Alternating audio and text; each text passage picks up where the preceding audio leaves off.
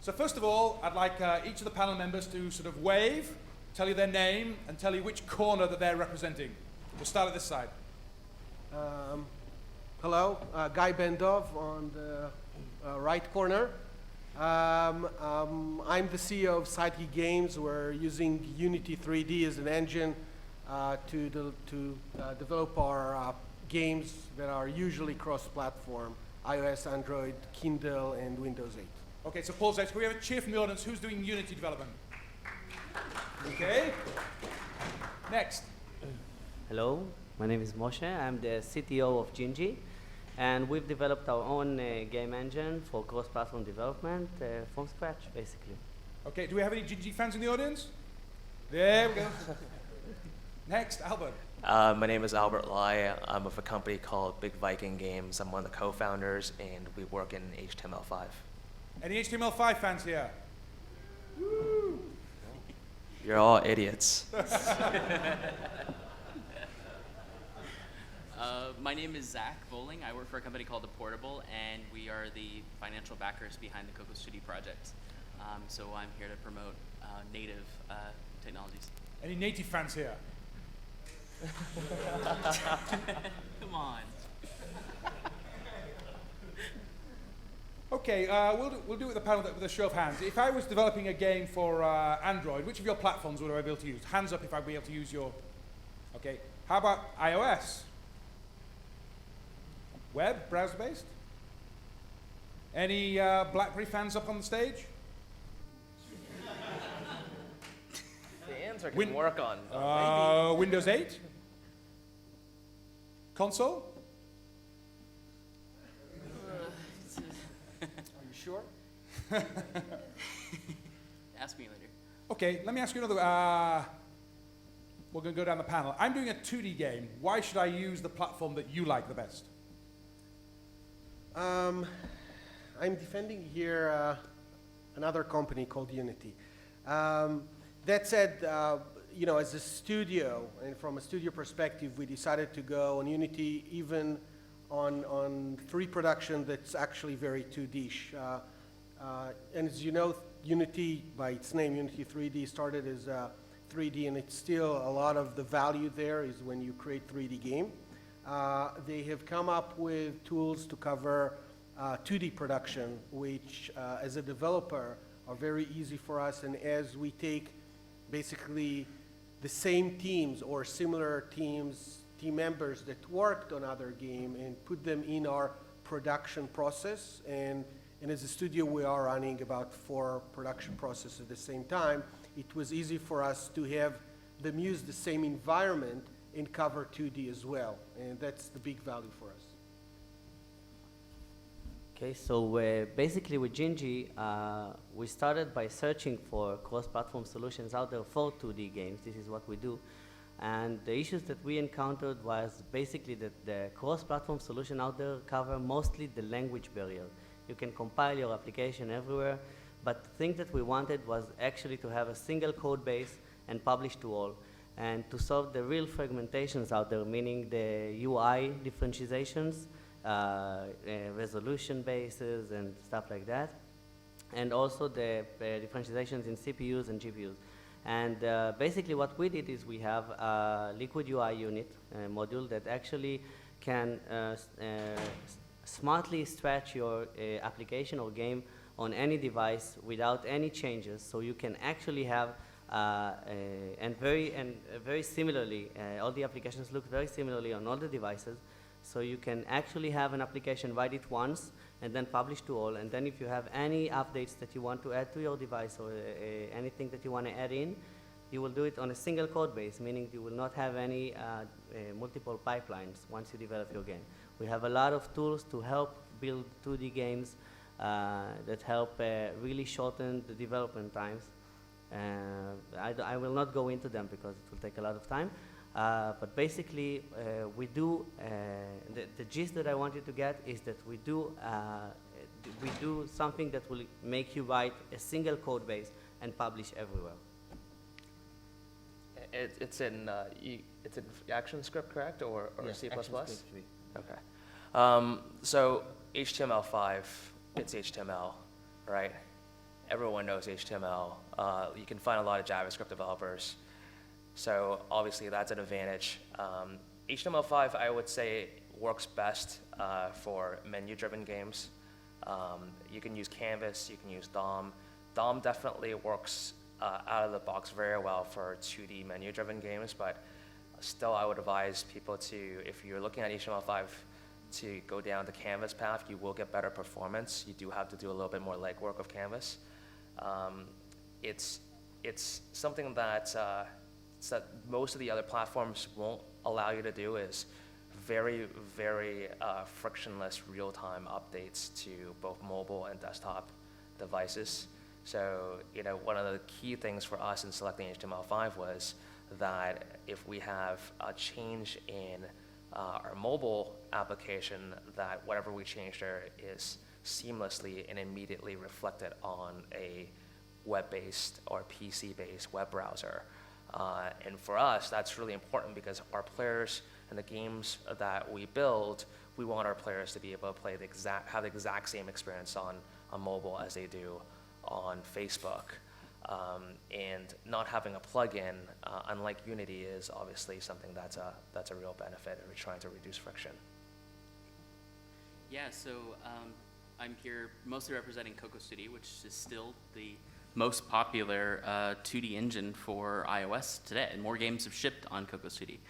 And from that perspective, I think there's clear reason why. So if you're building a 2D game, even today, even with all the new technologies that are out there, it's still the most de facto. You'll find more resources, more information about it.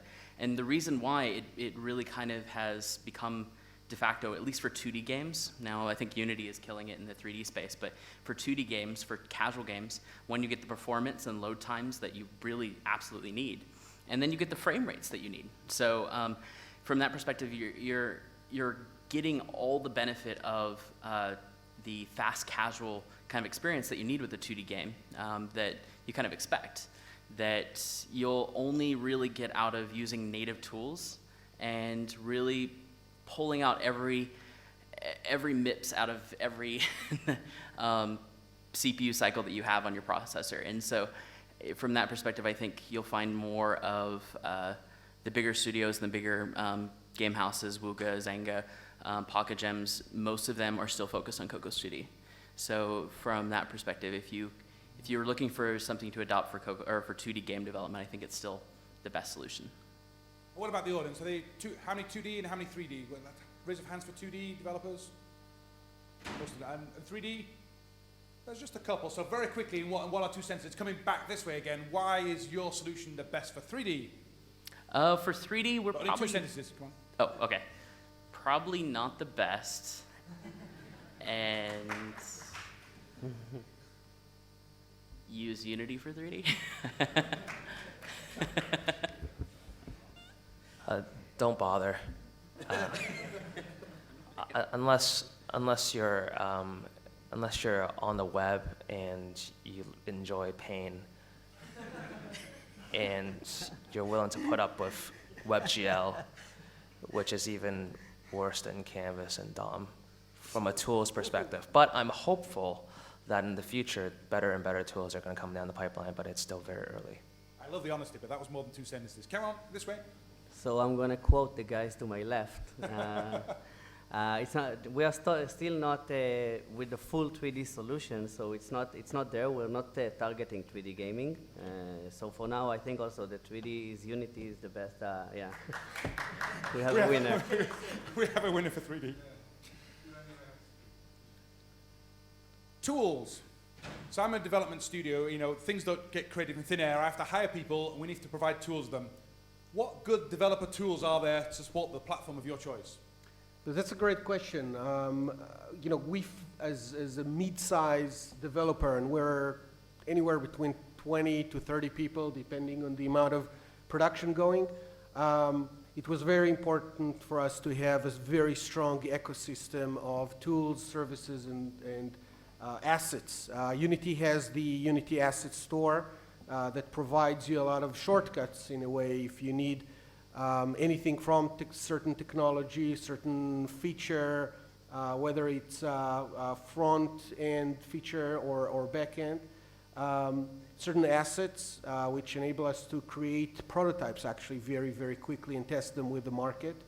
And that vibrant community of developers, technology providers, service providers around the Unity engine for the size of our studio, and certainly if you're bigger, or I guess even if you're smaller, is a big, big upside for us. What tools do you have? Yes, so basically we work with the ActionScript 3, meaning that we work with everything that Flash Player and Air provide with Adobe.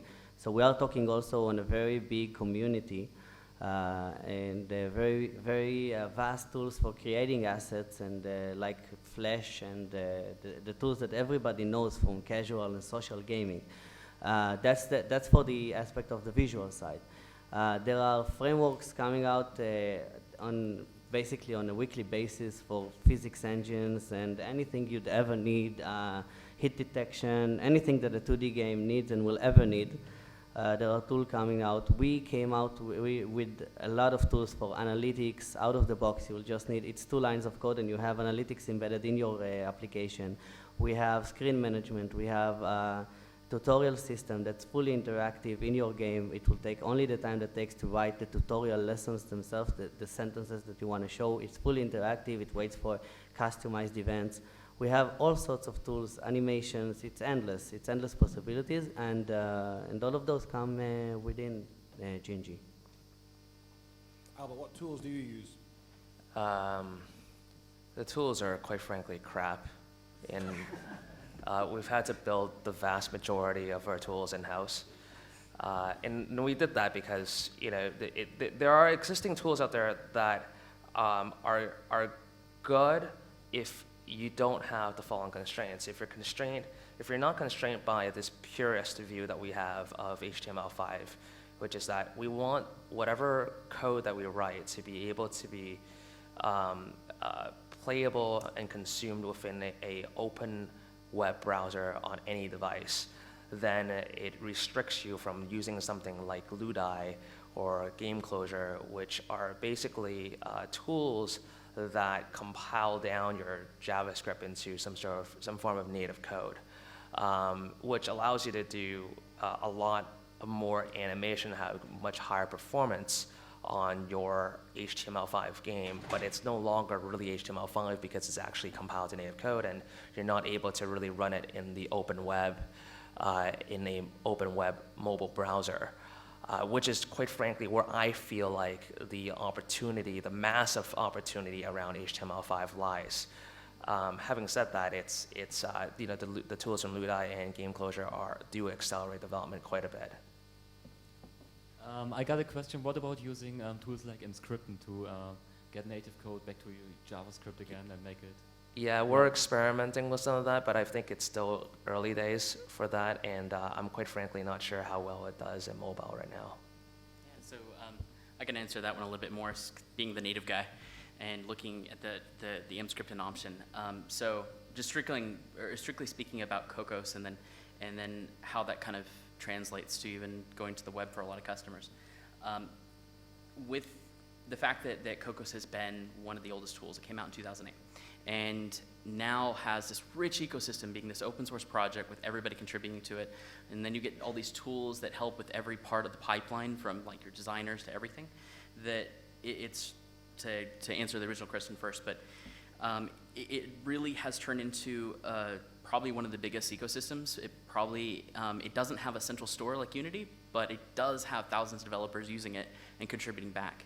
And then for the native users, there's several branches of Cocos, like Cocos Studio HTML, that have a solution for going with JavaScript bindings, but then you can compile either your C or C++ code with Emscripten to tie with that. So if you're looking for that broad solution, that was Zynga's vision when they were working with this, is that you could use JavaScript, but you weren't using full HTML. You were using just JavaScript, the language, for all of its benefits.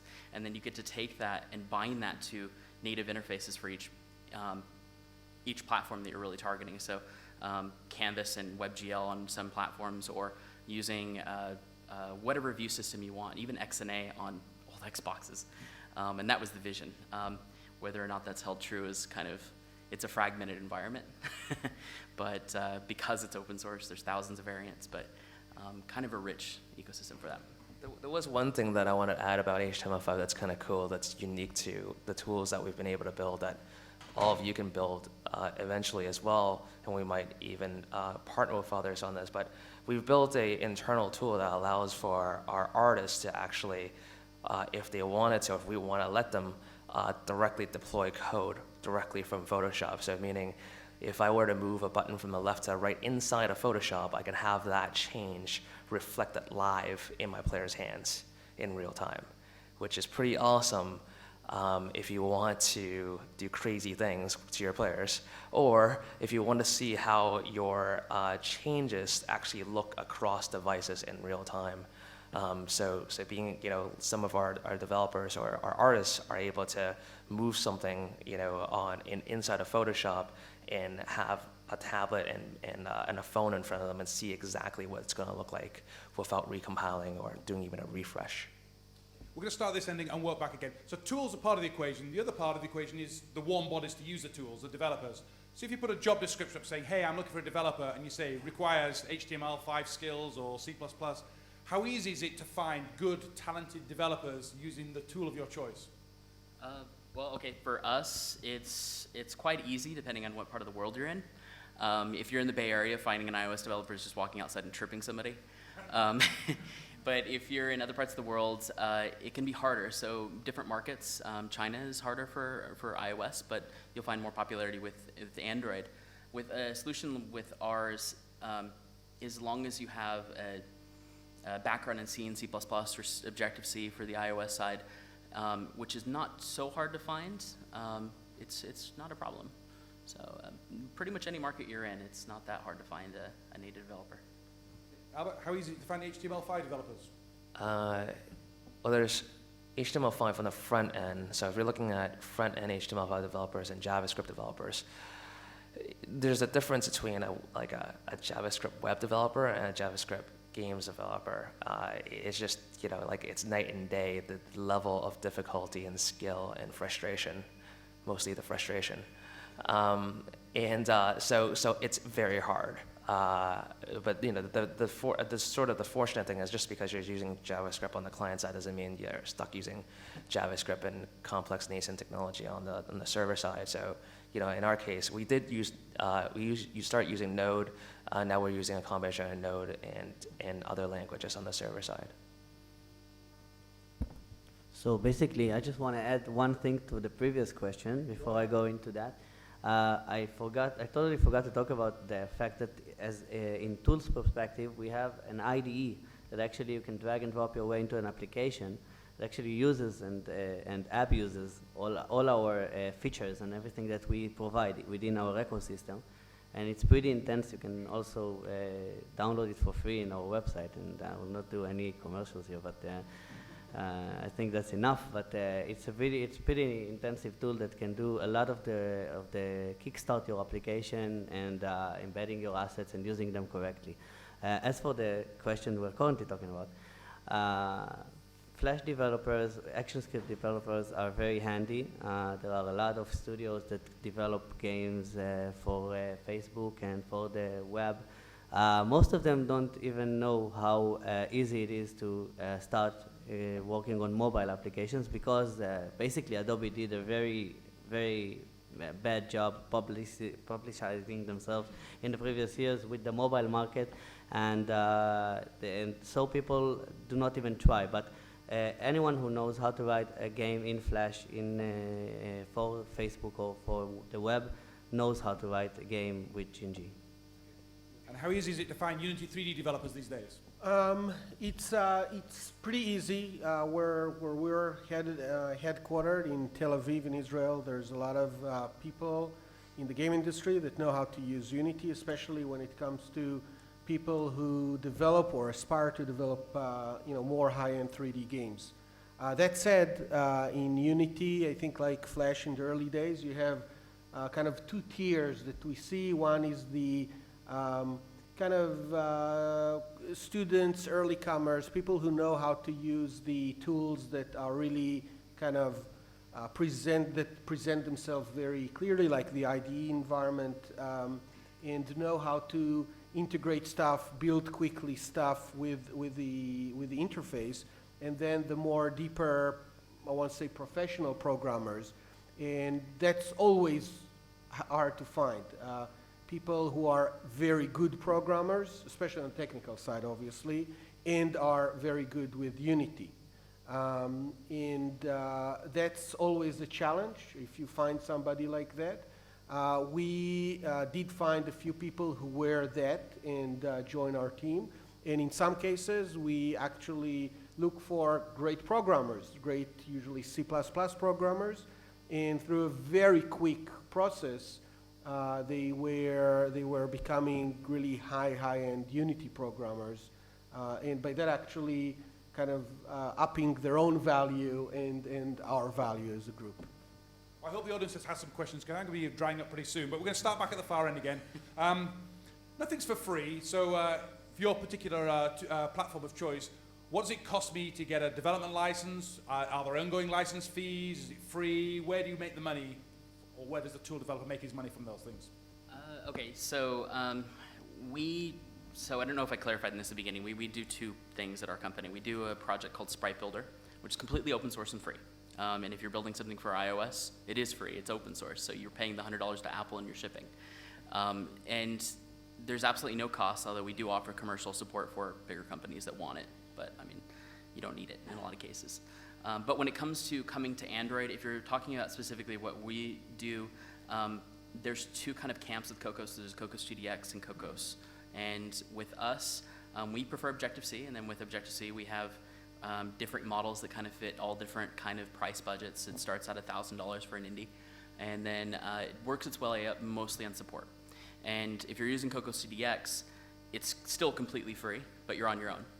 And so if you have any bugs or anything, you'll have to contract out with some third party to find support. So if you're working with us, you basically get that built in, and it's a modest price, and you get the full support and everything coming to multiple platforms. Most of the tools are either free or very, very low cost in the HTML5 world, and chances are you're going to end up building a lot on your own anyways. But the tools that are available out there are very, very cheap, in the order of, like less than $1,000. So basically, I'll divide my answer into two. There is the Air license that you need, of course, and that's Adobe, and you pay a monthly fee, but you get the Creative Cloud. And for Gingy, we are a completely free solution. For now, we do have a splash screen running 3 to 5 seconds in the beginning of the game. And we will have in the future, everything we offer now is free, and we will have in the future additional, we'll call it plugins, that will make development time for a lot of the most popular features in a game. Will make it a walk in the park, and you will probably need to pay for that, but that's something that currently you don't need to pay for anything. You can download from our website, just give us your company name and email address, and that's it. And also support, of course. If you need any in-depth support, we sell that also. So I don't have a price sheet for Unity, but you can download Unity for free, play around with that. You can actually deploy on different platforms games that will feature the Unity logo. When it comes to commercializing games on mobile, and if you want to remove the splash screen and stuff like that, you need to buy the Pro license, and that's usually a few thousands of dollars per seat, which means that you can buy once, and in that one seat you can do a lot of the work, and if you want more tool, you buy more, and that's definitely reasonable for a mid-size and definitely big studios. And I know the guys in Unity are still very eager to get the Unity name out, so if you are adding their logo in your game here and there, they would give you different quotes for specific games or specific licenses. So it's worthwhile being in touch. with their team, whether it's their sales team or marketing teams. How about sensitivity of things like encapsulation and security? If I'm writing my code and I'm shipping it, certain parts of the technology, I'm kind of airing my laundry in public. Somebody can view the source and sort of find out what's sort of going on. Could you describe each of your technologies and why you think yours is a little bit more secure? You can keep your game logic locked away from evil script kiddies. Well, can I get shares in Unity now? Well, with Unity, obviously they export a build that is encapsulated. It's impossible, as far as I know, to look into the inside code. And as a studio who's shipping a portfolio of games, it's actually for us pretty important, because on top of the tools that we get, out of the box from Unity, we have created set of features, tools that we want to keep in-house. It's kind of our internal IP that allows us to provide better engagement, social features, and many, many other features, which we don't really want out. And again, for our size, definitely for bigger outfits, it's a good solution. Well, I have to say that I will wear my programmer hat right now, and as a programmer, everything's hackable, and I've been a hobbyist hacker in my life a few times, so there's nothing that's not hackable. You just need to spend the right amount of time. But basically, there are a lot of code scramblers and a lot of security adders, and Flash is probably the most the most bin-hacked and secured language out there, so ActionScript 3, I mean. So basically, you have a lot of ways to secure your code. I can say that if you have something that's worth a lot of money and you try to obfuscate it, and somebody will try to get it, they will probably get it eventually. But it's very hard and very difficult with the tools that are working today to actually do that. It's a lot of effort. Yeah, I'm with this guy on the right. Like JavaScript in HTML5 is there's only so much you can do to obfuscate, but I mean ultimately a lot of our magic happens on the server side, so we're able to secure the game that way. So there's not a lot that you can do on the client side to manipulate the game environment to get an advantage over other players. So that's really how we secure our game from a gameplay perspective. So, are any of you guys engineers at all? Sorry? Are any of you guys engineers? I'm the least in engineering. Okay. All right, just wondering. Because I can geek Will this out. modify your answer, depending on what guy you... Oh, no, well, I could geek out and do some engineering talk here. I used to work on Mono, which powers Unity. And so I can speak about Unity a little bit, and that the way that they work when they compile for iOS and Android is they do AOT compile. What that means is they ahead of time compile everything into native code. So they do get some level of obfuscation being native, but even being native, like we do, pure native, it's not impossible. It is not difficult to reverse engineer something. I think there's a cracked version of Photoshop every 2 weeks, and it can be done. But when you talk about like code security, a lot of the times it's for people who are maybe thinking of piracy or about security issues. And we've had this with a lot of the games that we do with the portable. We work with a lot of indies, we work with Humble Bundle, and we have a strict non-DRM stance. But we see some fairly funny things, like in China especially. People going into apps and ripping out the IAP mechanisms to tie them to third parties and then reship them in China. And it happens. And so that's usually kind of what prompts people to immediately think, well, we probably need a solution that will solve obfuscating or doing some kind of DRM system within our game. And most of the time, I believe, like, it's not really worth it. If somebody's going to go to that trouble to hack your game like that, then let them have it. There's other ways to kind of skirt it, tie in like multiplayer, and then that will kill it.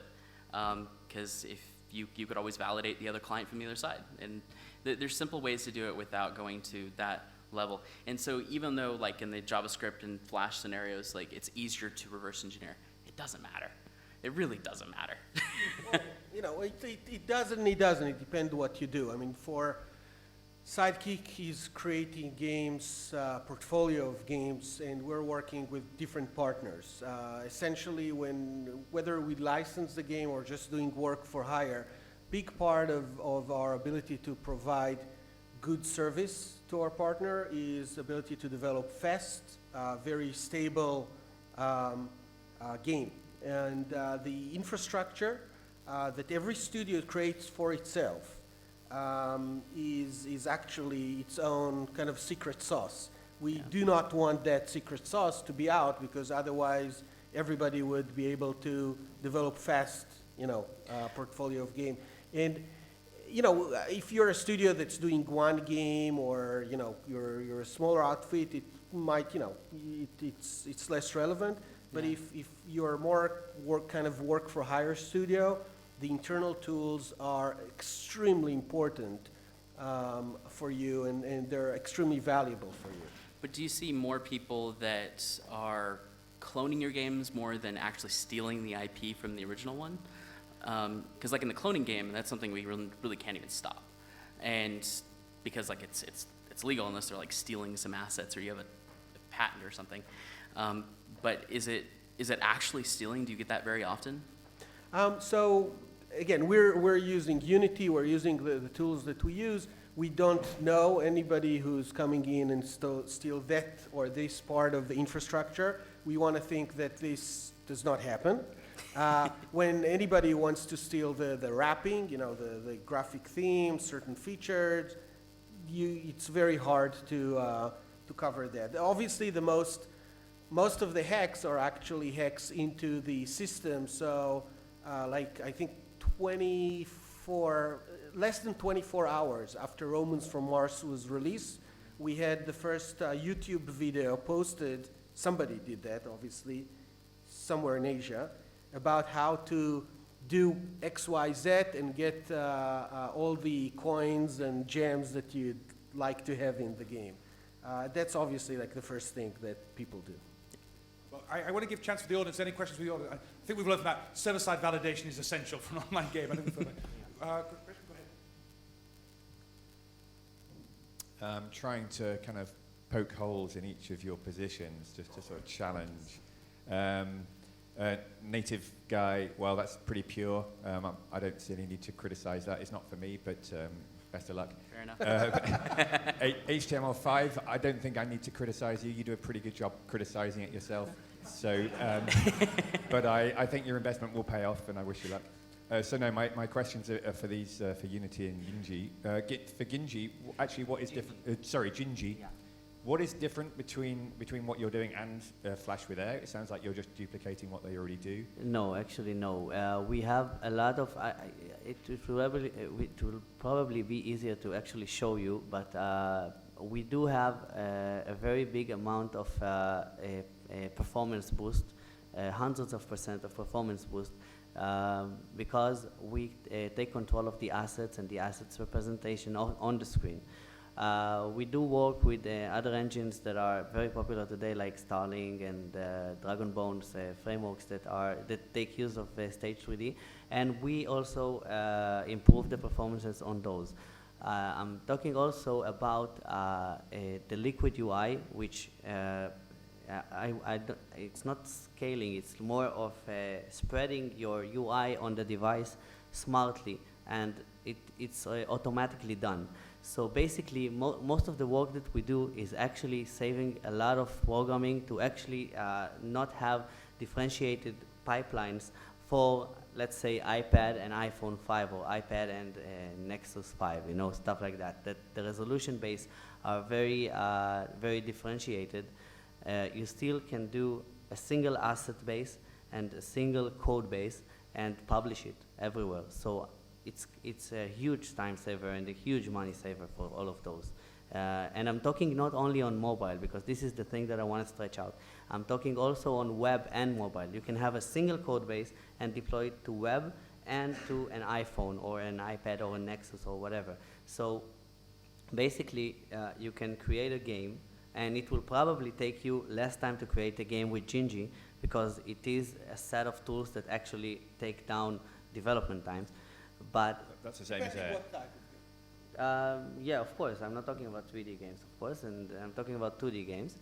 There is a set of tools that will save you a lot of time creating your UI and most of the game. And you can go to the website. There is a lot of open source games that you can download and view for yourself how easier it is to actually use what we're doing. Can you take the mic? I'm sorry, I can't hear. It's more like a WYSIWYG solution that you can drag and drop stuff in your No, stand. we have that. We Yeah, have that. that's what I'm But saying as a no, difference. we have that, but that's not the emphasis here because I'm guessing that most of the people here are actually developers. So we have a drag and drop solution, and it's pretty good, and you can see it, and it saves a lot of time. But I am talking about even if you are a coding ninja and you like your coding, and this is what I do. I never make games in IDEs. I'm a programmer in Soul. So even if you are a coding ninja and you want to use only code, it's very easy to, let's say, one of the things, I will give an example, okay? You can do all the settings of your game. The common setting of the game is an XML. You can change it and all the game changes immediately. So there are a lot of common stuff that are being done out of the box with Gingy that saves a lot of programming time for you. That's the gist. There's a lot more I can answer later on. And I wanted to ask Unity, you've clearly emerged as maybe the winner for 3D, even amongst the panel. And it's kicking ass in the world, it seems. Is there anything could you criticize it for us? Could you tell us what doesn't work? Sure. So, and again, I'm not the technical person, around this table, but I think when you develop with Unity, you get a lot of tools, a lot of stuff that's already made or pre-made, and readiness for a lot of platform, and that actually creates certain overhead. So your game would be, I want to say, heavier, and you will need to spend time to optimize it if you are looking for a very broad market exposure. When you create a game and you don't do optimization, and usually the first games that you do, you don't necessarily put optimization in a high priority at first, your game would be CPU intensive, let's say. It would take a lot of memory. We take a nice chunk of our development time closer to soft launch to actually work and very closely with as many technology partners that we can, and obviously internally, to optimize the game and make it a bit more lighter so it would cover more platforms, more, I want to say, low-end platforms, and make sure it runs quicker and smoother, because at the end of the day, and especially on mobile, people have less patience for waiting, loading screens, etc. So that would be my main kind of, I wish it would be easier. Any more questions? A correction, I think, for the Air SDK is free. You don't need to have a Creative Cloud account. Yeah. You can just download it, and yeah. with Flash Develop, for example, you can develop with no cost. And a question. Cost of development for, let's say, a Bejeweled clone. We spoke about clones. Just a very rough estimation of how many people should work per technology to have it in how much time? I think it's totally dependent on the game genre, the type of game, and what you do. At Sidekick, I can tell, and we're developing games for companies like DNA, other publishers. Our model is to have one programmer, and usually 1 to 2 artists. That would be the core team, and that team would grow pending on need, but we're trying to get to a level where a game is out to soft launch within 5 months, and usually, over maybe a month and a half, like 6 weeks over that time, we'll add another technical person and other resources, so QA and stuff like that. So it's very, very efficient, again, given the fact that we already developed nice number of games with that platform, and so we have a lot of tools and the infrastructure.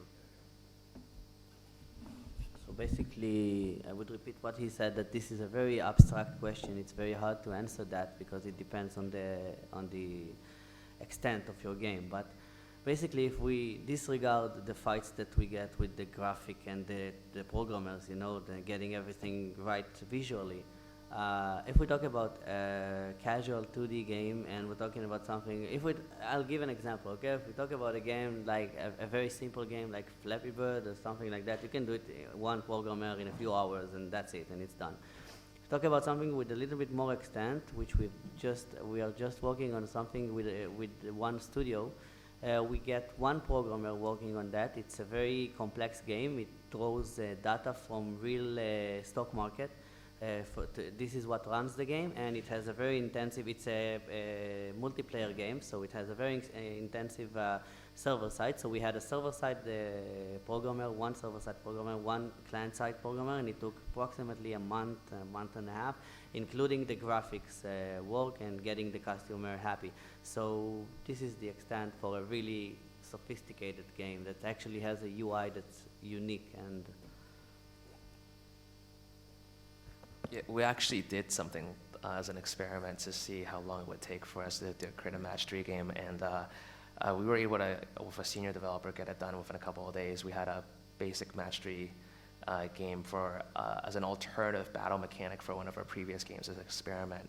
I would say that because it's kind of an abstract question, if I were to kind of guesstimate how much longer it takes to do something in HTML5 versus something like in Flash, it's still longer, even with like a very, very deep tool set, but we're definitely narrowing the gap a lot with the internal tools that we've built. Like we've gone from, 2 to 10 times longer to like 1 to 2 times longer than native or Flash. But the nice thing is that we have a lot of advantages that come along with it, like being able to update in real time, a cross-platform, and etc. So it's a hard question to say what is like going to be to the quality of being something that's like Bejeweled, but I can tell you, and these are fantastic numbers, but we work with a company called Make Games With Us that has written documentation using Sprite Builder and using Coco Studio, and so they currently have a match 3 game that you can do with Sprite Builder using Coco Studio in 35 minutes. They have an Angry Birds in 6 minutes, and they have a Flappy Bird in 9 minutes. Those are fantastic numbers. That assumes you have a designer that's that fast too. But it is totally possible. But there's a lot of, it is kind of a big question. And the number of engineers you're going to need is going to vary depending on what your feature set are. And are you going to integrate third-party SDKs? And like how detailed are the animations really going to be? And there's too many variables to kind of predict right now without putting like a spec sheet together and telling you. But generally, I think all of us have rapid development tools, and that's like the holy grail at the moment, is the faster that you can get a game and iterate, then that's where the sweet spot is.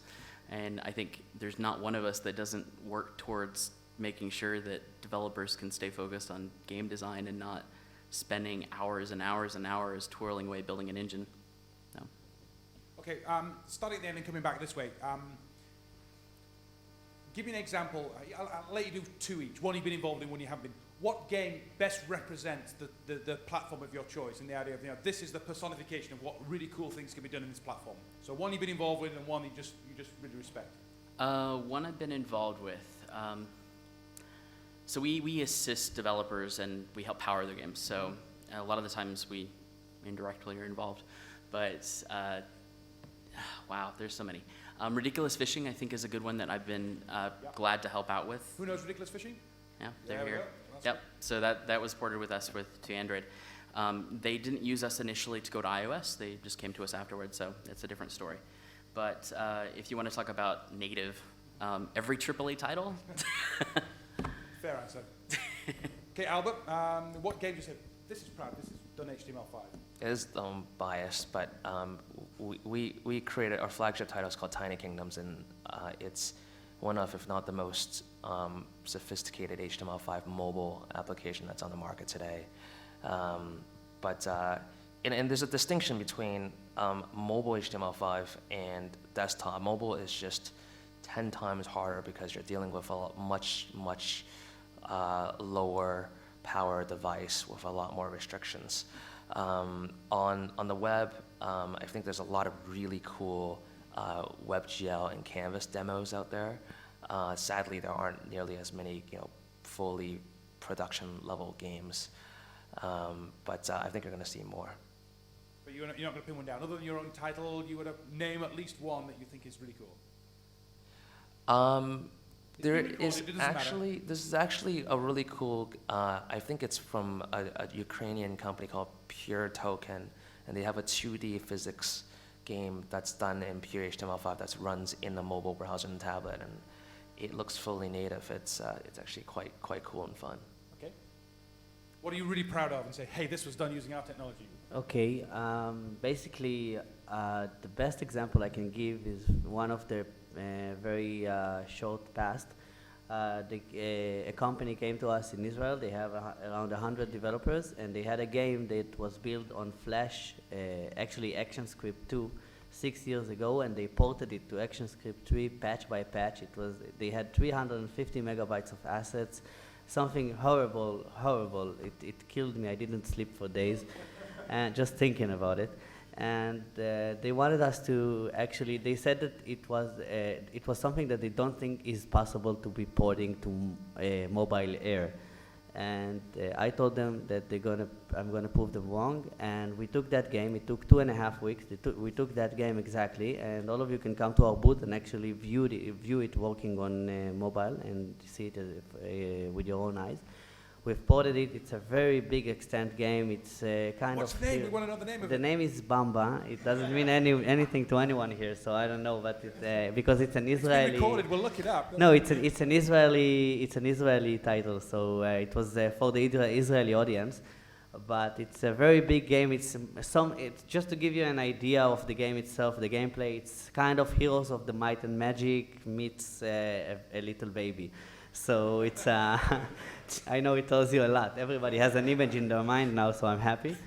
But it's a quest game that you're fighting enemies and using magic and perfecting yourself. So it has 20 enemies, very very sophisticated art, vector based. It's a lot of stuff that shouldn't work on mobile, and Gingy made that happen. So that's one. You're allowed two.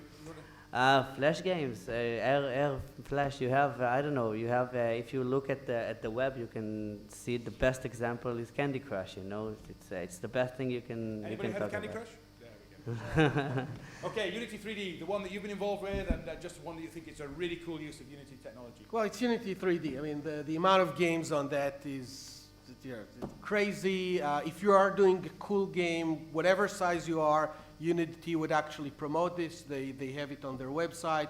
One of my favorite games is actually The Room. I think the team there did an amazing job in general, game design, but the visual side, you really took Unity in terms of the visual aspect of it to places where I saw very, very few teams doing that. Obviously, The Room 2. From our perspective, Romans for Mars did very well. And the reason I'm proud there is that we managed to use the engine in such a way that it works great on phone, it works even better on tablet, it works great on PCs. And we just tested it on large screens, let's say, and it translates perfectly. And again, using this Unity 3D, it just was an easy path for us. Well, we've officially run out of time. I want to thank the panel very much for their honesty.